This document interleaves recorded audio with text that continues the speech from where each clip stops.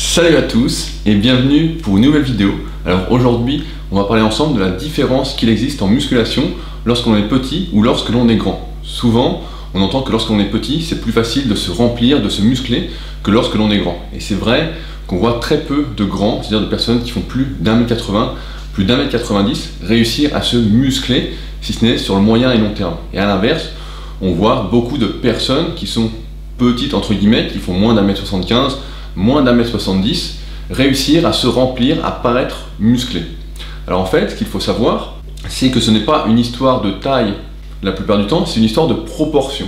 C'est-à-dire que ce qui va influer notre facilité à nous remplir ou pas, c'est la longueur de nos segments. Très simplement, si vous mesurez par exemple 1m90 mais que vous avez des bras courts en proportion, eh bien vous aurez plus de facilité qu'un petit, entre guillemets, encore une fois, petit et grand c'est très relatif, qu'un petit qui aura les bras longs en proportion. Et c'est pourquoi, ça fait maintenant quelques années que je m'intéresse à l'analyse morpho-anatomique, c'est ça qui compte le plus, c'est les proportions. On peut être petit en taille avec de longues jambes et de longs bras, et à l'inverse, on peut être grand avec de courtes jambes, cuisses et jambes, et de courts bras. Et ainsi, ça va influer sur notre facilité à nous remplir. On va prendre quelques exemples pour que ça vous parle. Si vous avez les bras longs et vous faites du développé couché, là on va parler que des bras, de la longueur des segments, mais il faudrait aussi prendre en compte l'épaisseur de la cage thoracique, l'amplitude thoracique qu'on arrive à développer, la largeur de nos épaules, c'est-à-dire la longueur de nos clavicules, enfin plein d'autres facteurs importants pour déterminer notre facilité à faire, à progresser sur certains exercices. Mais si on est grand avec des bras courts, on va avoir des facilités en général sur l'exercice de poussée, donc sur le développé couché, sur le développé militaire. À l'inverse, on peut être petit, entre guillemets, je dis toujours, pour que personne ne prenne mal, qu'on comprenne bien ce que je vais expliquer aujourd'hui dans cette vidéo. Un peu petit avec de longs bras, et dans ce cas-là, on va avoir du mal à faire l'exercice de poussée. À l'inverse, souvent c'est le cas, quand on a des longs bras, on est plus fait pour tirer. On voit d'ailleurs en compétition de force athlétique que les meilleurs au soulevé de terre sont ceux qui ont des très longs bras. Peu importe leur taille, même si être petit, ça aide en quelque sorte. Alors j'aimerais pouvoir vous donner des mesures, des ratios pour vous permettre de déterminer si vous avez des bras longs ou pas, mais j'ai pas encore fait assez de mesures pour déterminer ce qu'il en était. C'est en cours actuellement, comme j'explique en ce moment même sur ma rubrique. On fait des mesures pour arriver à déterminer des ratios, des mesures qui pourraient vous permettre de déterminer si vous êtes long ou court. Mais en fait, petit ou grand, ça n'existe pas, c'est vraiment soit on est court, soit on est long. Pour ceux que ça intéresse d'ailleurs, j'ai répertorié dans le tome 1 de la méthode Superphysique plein de photos différentes pour vous permettre de déterminer comment vous étiez, avec ce que j'appelle les nouveaux morphotypes. C'est-à-dire si vous êtes dinosaure, si vous êtes sauterelle, si vous êtes gorille, enfin vous découvrirez tout ça, vous connaissez déjà tout ça si vous êtes déjà le tome 1 de la méthode Superphysique. Maintenant, concrètement, qu'est-ce que ça change dans votre entraînement, d'être court ou d'être long? Eh bien, ça change le fait d'avoir des facilités ou non.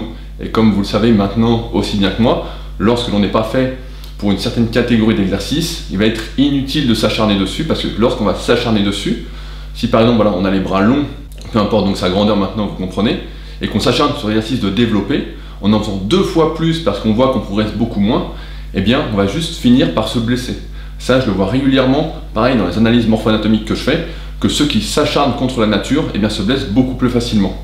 Une blessure courante, c'est la tendinite au niveau du tendon du pec, c'est déchirure au niveau du pec.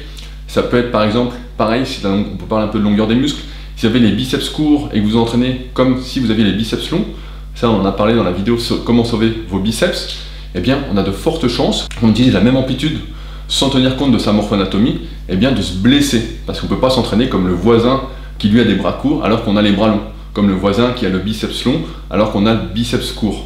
C'est pourquoi, en fait, ce qu'il faut changer en entraînement, c'est juste ne pas accentuer vraiment sur ce quoi on n'est pas fait. Sinon, on va vraiment perdre du temps en se blessant. Et on voit bien que ceux qui progressent le mieux, le plus longtemps, qui vont le plus haut, c'est ceux qui se blessent le moins possible. En 15-16 années de pratique, ça veut dire 16 années, eh bien j'ai vu des dizaines et des dizaines, voire même des centaines de pratiquants arrêter la musculation parce qu'ils avaient des douleurs qu'ils n'avaient pas à résoudre, des douleurs récalcitrantes. Et ça vient en partie du fait qu'on ne s'analyse pas morpho-anatomiquement, qu'on ne prend pas conscience de comment est son corps et qu'on s'acharne sur des choses sur lesquelles on n'est pas fait. Donc si aujourd'hui vous n'êtes pas fait pour pousser, je ne vous dis pas de ne pas faire d'exercice de poussée, mais de ne pas accentuer l'exercice de poussée dans votre programme.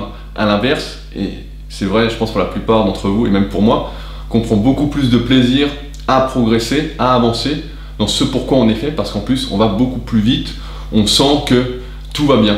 Par exemple, si je prends mon exemple personnel, je suis fait pour tirer, et on a bien vu lors des derniers Super Physique Games, vous l'avez vu dans le documentaire, eh bien que lorsque je fais l'exercice de traction, de rowing ou même de rameur, je me sens à l'aise, alors que sur l'exercice de développé, on voit tout de suite que c'est pas naturel.